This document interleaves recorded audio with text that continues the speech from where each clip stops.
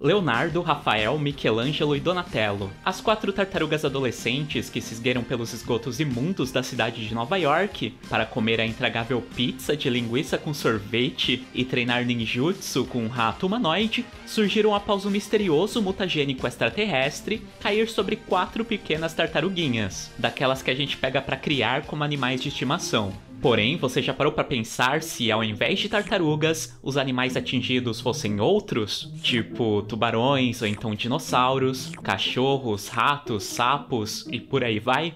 Então, né, com certeza nós não fomos os únicos a ter esse pensamento. Donatello, coloca no canal da luta, por favor! Não dá! Alguma interferência está permitindo que a gente pegue estações de outras dimensões. Meu receptor interdimensional consegue captar todas as frequências. Ah, que isso? É do planeta das vacas! Bom, eu acho que é impossível existir alguém no mundo hoje que não conheça ou pelo menos já tenha ouvido falar nas Tartarugas Ninja. Até porque essa série continua bem ativa e já está há mais de 30 anos aí recebendo novas adaptações. Porém, se você fez parte da geração de 2000 pra frente, eu tenho certeza que você não faz a menor ideia da importância que a sua história teve tanto pro mundo dos desenhos, quanto dos quadrinhos e dos super-heróis como um todo. Entre o final dos anos 80 e o começo dos 90, o mundo praticamente se curvou à dinastia dessas 4 tartarugas, e as crianças não queriam ver outra coisa a não ser animais antropomórficos enfrentando o crime. Não é por menos que vários outros grupos de bichos super-heróis foram sendo criados por outras empresas, para se aproveitar desse sucesso e surfar um pouco nessa onda de mutantificação. E hoje eu quero relembrar com vocês alguma dessas imitações bem entre aspas, né, de Tartarugas Ninja. E eu disse entre aspas porque algumas delas conseguiram ser tão boas ou até melhores que a versão original. É isso aí, galera! Vamos fazer picadinhos dos mutantes!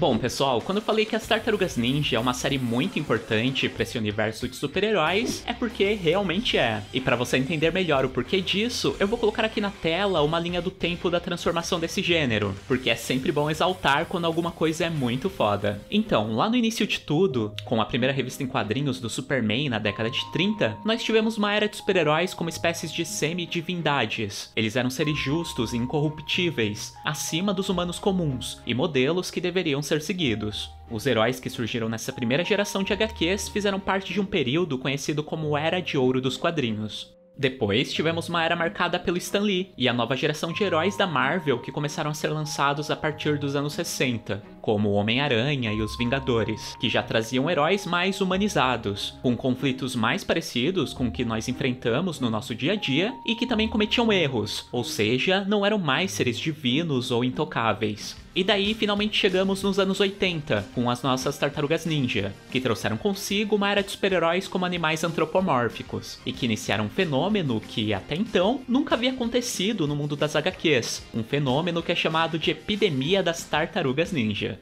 Bom, talvez pelo nome super estranho que essa história tinha, Tartarugas Mutantes Adolescentes Ninja, ou pela iniciativa bizarra e inovadora de colocar os heróis da história como tartarugas humanoides com nunchakus, o fato é que já em seu lançamento, a revista das nossas heroínas mutantes chamou muita atenção, ao ponto de conseguir vender mais que os heróis das grandes editoras, como a DC ou a Marvel, mesmo sendo uma publicação independente. E a consequência disso foi o surgimento de muitas, mas muitas mesmo outras revistas, protagonizadas por outros animais antropomórficos, que além de imitar a formação de quarteto, também traziam títulos tão ou mais bizarros que Adolescentes Mutantes Ninja.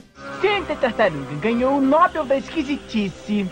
E obviamente, quando as tartarugas foram pra TV, o fenômeno se repetiu. E é isso que eu quero mostrar hoje aqui pra vocês. Então, talvez a imitação mais marcante, pelo menos pra mim, né, foi essa aqui, que colocava um grupo de 4 tubarões como os mocinhos da vez. Esse desenho foi exibido aqui no Brasil no final da década de 90 na Rede Globo, e eu posso afirmar que essa é uma das melhores adaptações que as tartarugas já ganharam, e não apenas pelo visual incrível dos personagens, mas também porque ele trazia uma história realmente muito interessante, e até mesmo bem elaborada para uma série infantil. Ele deixou de lado os clichês de ameaças alienígenas e mutações ocorridas por causas de composições químicas, e nos deu uma história mais complexa, trazendo um cientista do mal que queria criar um exército de criaturas mutantes para dominar o mundo. No caso, ele descobriu um método de fundir o DNA de humanos com animais, e usou isso para criar 4 tubarões humanoides.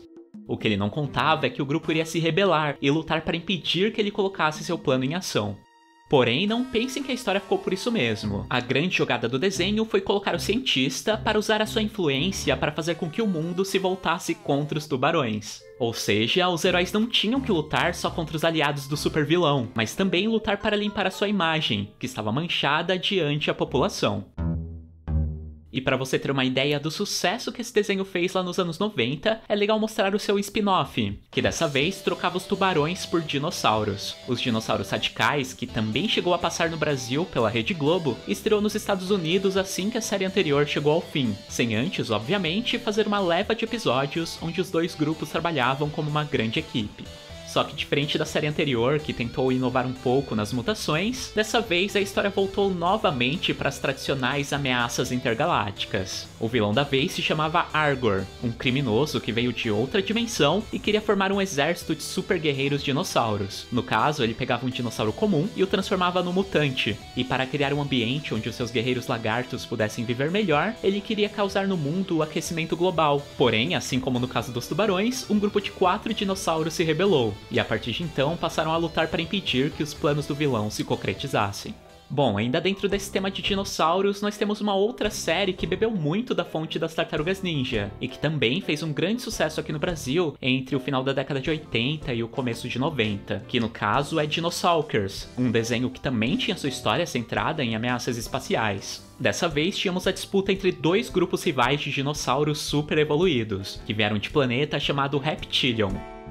Os bondosos Dinosaurs e os malvados Tiranos, e que ao chegarem no nosso planeta deram continuidade à sua eterna batalha. Ainda no time do bem nós tínhamos um quarteto de adolescentes, e o mais legal é que os dinossauros possuíam habilidades especiais, como a de regredir para sua forma animal, e cada um deles possuía uma nave espacial que tinha o formato da sua espécie.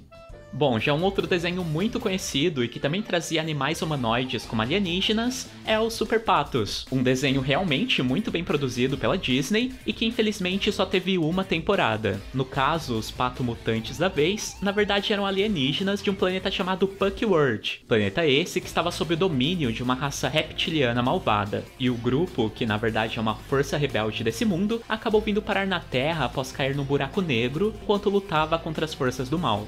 Já por aqui, eles acabaram virando jogadores de hóquei no gelo, porque esse era justamente o esporte preferido do seu planeta natal. Sendo assim, numa parte do dia eles disputavam jogos contra humanos comuns, e na outra lutavam contra os seus arqui-rivais. Uma outra série com uma história bem parecida com essa, só que mudando os animais, é o Esquadrão Marte, que como o nome indica, tem a sua história iniciada no Planeta Vermelho, que curiosamente era totalmente habitada por ratos humanoides. E notem que eu falei era, no passado, porque infelizmente eles foram dizimados por uma raça alienígena de homens meio peixes, que destruíram o planeta para roubar os seus recursos naturais. E apenas 3 ratos marcianos conseguiram fugir para a Terra, onde eles descobriram que os vilões alienígenas estavam perto de dizimá-lo também, e por isso decidiram se unir para combatê-los. E se no mundo dos Superpatos todos os habitantes eram aficionados por hóquei no gelo, os ratos de Marte adoravam motos super turbinadas. Agora, indo para um lado mais fofo, mas ao mesmo tempo bizarro, nós temos esse desenho aqui, os Super Cães, que curiosamente é um dos poucos que não tem sua história girando em torno de ameaças extraterrestres. A sua história é um pouco mais no estilo de Tubarões Radicais, trazendo a transmutação, no caso a Transmutacão, como resultado de um experimento científico. E o time de heróis, que é um grupo de cães normais que se transformam em super guerreiros, é reunido por um cientista do bem, que quer combater um cientista do mal, que curiosamente tem orelhas de gato e que está transformando cachorros em monstros descontrolados.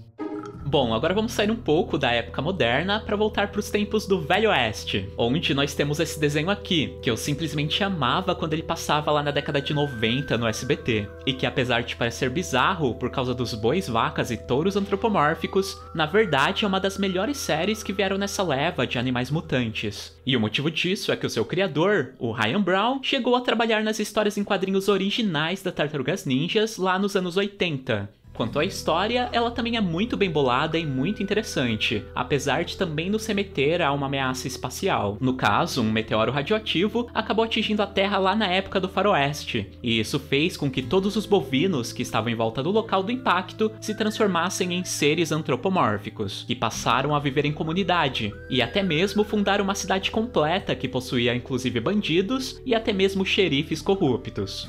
Quando eu falei aqui que esse desenho é muito bom, é porque ele é muito bom mesmo. Ele funde faroeste com ficção científica, uma coisa meio Westworld, o que é sempre uma boa combinação. Eu não sei se ele está disponível em algum lugar, mas se estiver, procure.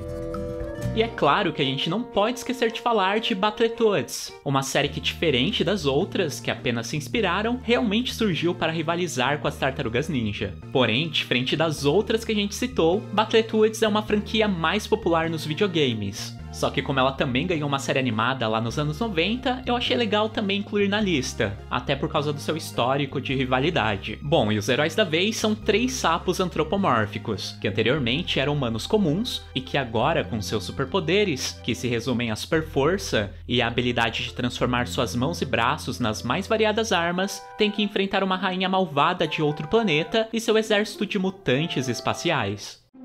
Não quero negar minha raça não, mas para com esse negócio de tartaruga.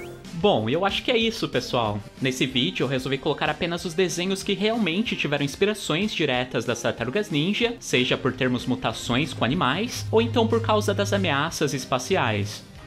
Obviamente, tivemos muitas outras séries que beberam dessa fórmula, trazendo outros tipos de criaturas antropomórficas, e que também podemos incluir aí no pacote de desenhos que só existiram por causa das nossas tartarugas. Mas se você já chegou a assistir algum desses desenhos? Ou conhece algum outro que eu não comentei? Então deixe o nome dele aqui nos comentários. Espera aí, Michelangelo. Por que você não tá mais gritando Santa Tartaruga? Olha, pra ser franco, eu tô ficando meio enjoado disso. Eu acho que eu vou começar a gritar Yabadabadu! Não, você não é disso não.